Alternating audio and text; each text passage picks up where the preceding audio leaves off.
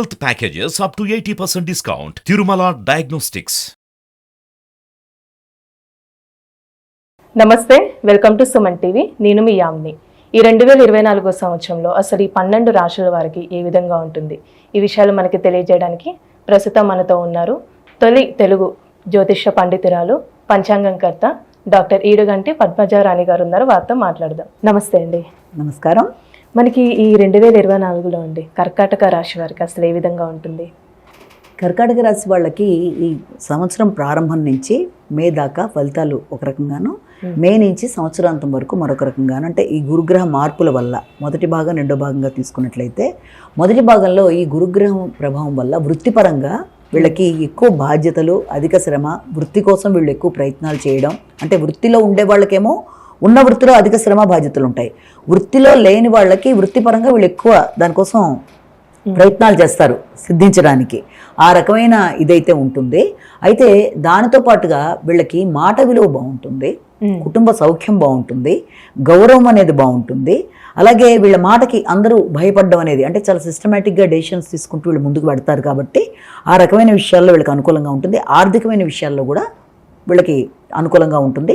అయితే విద్యార్థులు విద్య మీద ఎక్కువ దృష్టి పెట్టేట్టుగా అయితే ఉండాలి. గృహానికి సంబంధించిన విషయాల్లో గృహ నిర్మాణానికి చేపడతారు. గృహ నిర్మాణాన్ని చేసిన విషయాల్లో కూడా ఆటంకాలు రాకుండా కొంత జాగ్రత్తలు తీసుకుంటూ చింతామణి గృహంతో శ్రీమన్నగర్ నాయక అనేది, అంటే ఆల్రెడీ ఉన్న ఇళ్ళు అయితే వాటికి సంబంధించి ఏదైనా చికాకులో, రిపేర్లో అలాంటివి, లేకపోతే కొత్తగా ఏదైనా గృహ నిర్మాణానికి కానీ దానికి సంబంధించి రావాల్సిన వాటికి కానీ చేస్తున్న ప్రయత్నాల్లో ఆకస్మికమైన కొన్ని చికాకులు ఇబ్బంది పెట్టడం లాంటివి ఉంటాయి. కాబట్టి వాటిని అధిగమించడానికి చింతామణి గృహంతో శ్రీమన్నగర్ నాయక ఒకటి చేయాలి.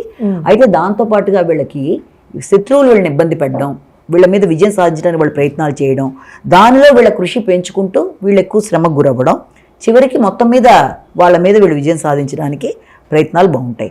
అయితే రెండో భాగంలోకి వచ్చేటప్పటికి ఈ గురుగ్రహ ప్రభావం వల్ల వీళ్ళకి లాభంలోకి వస్తాడు. కాబట్టి వీలైనంత వరకు వీళ్ళకి ఎలా ఉంటుంది అంటే, చాలా కష్టపడి శత్రువుల మీద ప్రయత్నం చేసి పోటీతో వీళ్ళు విజయాన్ని సాధించిన, ఆర్థికంగా వాళ్ళకి అన్ని రకాల బాగున్నప్పటికీ కూడా ఆ ప్రయోజనాలని పూర్తి స్థాయిలో ఉపయోగించుకునే స్థాయిలో అయితే అవి ఉండడం అనేది కొంత తక్కువగా ఉంటుంది. ఇక రెండో దాంతోపాటుగా వ్యక్తుల సహకారం కొంత తగ్గడం అనేది, దానివల్ల కొద్దిగా మనశ్శాంతి తగ్గడం అనేది కూడా ఉంటుంది. కాబట్టి వీళ్ళంతవరకు ఇతరుల మీద ఆధారపడకుండా వీళ్ళ పనులు వీళ్ళు చేసుకుంటూ వెళ్ళిపోయినట్లయితే సహకార లోపం అనేది వీళ్ళకి ఉండదు. ఇక దీంతో పాటుగా సంతానం సంబంధించిన విషయాల్లో వీళ్ళకి అనుకూలంగానే ఉంటుంది. తర్వాత ఆలోచనలు బాగుంటాయి.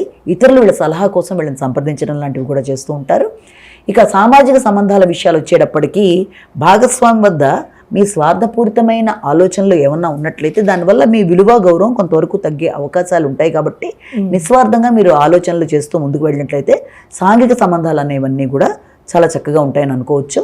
అలాగే ఇక మిగిలిన ప్లాంటరీ పొజిషన్ బట్టి తీసుకున్నా కూడా మేజర్గా వీళ్ళకున్న సమస్య ఏంటంటే అష్టమశని అనేది వీళ్ళకి పెడుతుంది. కాబట్టి అష్టమశని వల్ల వీళ్ళకి ప్రతి పనిలోనూ ఆటంకాలను, ఆలస్యాలను, ఆరోగ్యపరమైన ఇబ్బందులను, ఏదైనా మొదలుపెట్టినా అనుకోని చికాకులు లాంటివో ఎక్కువ ఉంటాయి.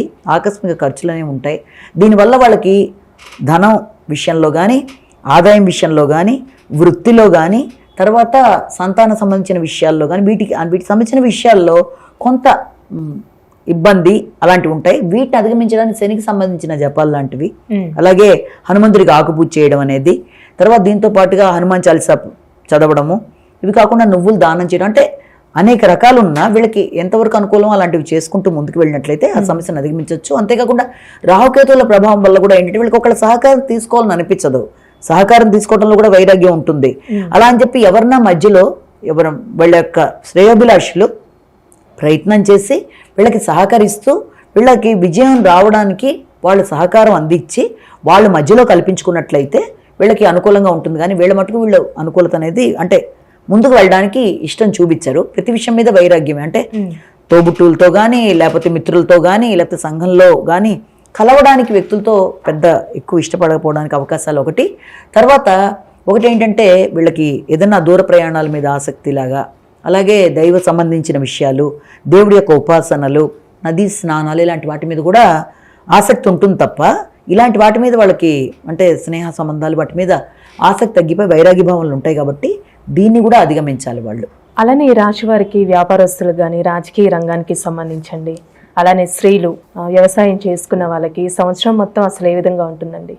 ఇక్కడ విద్యార్థులకైనా, స్త్రీలకైనా, పొలిటికల్ లీడర్స్ అంటే రాజకీయ నాయకులకైనా, అలాగే బిజినెస్ చేసేవాళ్ళు అండ్ మీడియా వాళ్ళు, ఈ మొత్తం ఈ 4 రంగాల వాళ్ళకు కూడా మొదటి భాగం బాగుంటుంది.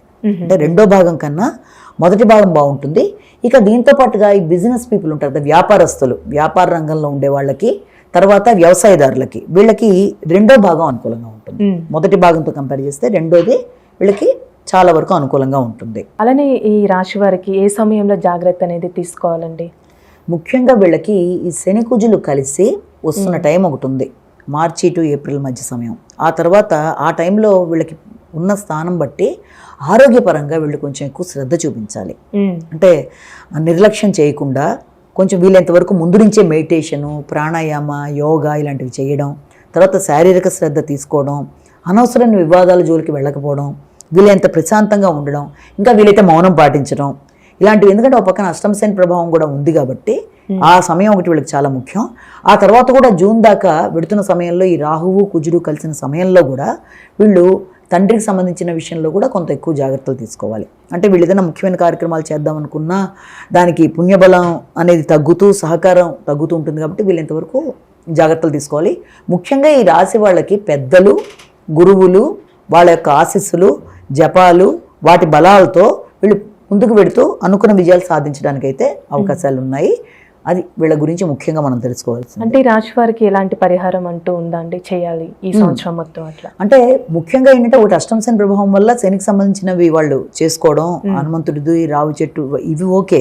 ఇవి కాకుండా ఇంకా వీళ్ళు చేయవలసింది ఏంటంటే ప్రతిసారి కూడా అంటే ప్రతిరోజు సుబ్రహ్మణ్యేశ్వర స్వామి స్తోత్రాలు జపించడం అనేది, అలాగే నరసింహస్వామి స్తోత్రాలు, వాటికి సంబంధించిన దేవాలయాలు సందర్శన చేయడం అనేది. నెక్స్ట్ ఏంటంటే అది కూడా సుబ్రహ్మణ్య స్వామికి సంబంధించిన దేవాలయాలకు వెళ్ళి వీలైతే ఏదైనా అభిషేకం చేయించుకున్నా ఓకే. వీలైనంత వరకు మాత్రం ఎక్కువ ఈ స్తోత్రాలు వినడం, చేయడం, వీటి వల్ల ఈ రకమైన ఘర్షణాత్మకమైన ధోరణి నుంచి బయటికి రావడం, మానసికంగా అసంతృప్తి లేకుండా కొంత ఈ సమస్యల్ని అధిగమించడానికి, ఆ సమస్యల్ని భరించడానికి వీళ్ళకి శక్తి అనేది ముఖ్యంగా కావాలి. అంటే బాగా డెలికేట్ మనస్తత్వం అయిపోయి రోజు రోజుకి వాళ్ళకి కంగారుగా అనిపిస్తూ ఉంటుంది. ఏదైనా విషయంలో ఎక్కువ టెన్షన్ తీసుకోవడం అది కాదు. ఎందుకంటే ఈ అష్టమ శని ప్రభావం వల్ల ఎక్కువ ఈ సమస్య ఉంటుంది, కానీ దాన్ని అధిగమించగలరు. ఎందుకంటే విల్ పవర్ కూడా వీళ్ళకి అధికంగానే ఉంటుంది కాబట్టి. ఒక పక్కన గురుబలం కూడా బాగానే ఉంది. ఎప్పుడంటే గురుబలం బాగున్నప్పుడు శని బలం అనేది తక్కువగా ఉన్నా రాణిస్తారు. అలాగే శని బలం ఉన్నా బాగుండాలి, గురుబలం రెండు బాగుంటే ఓకే.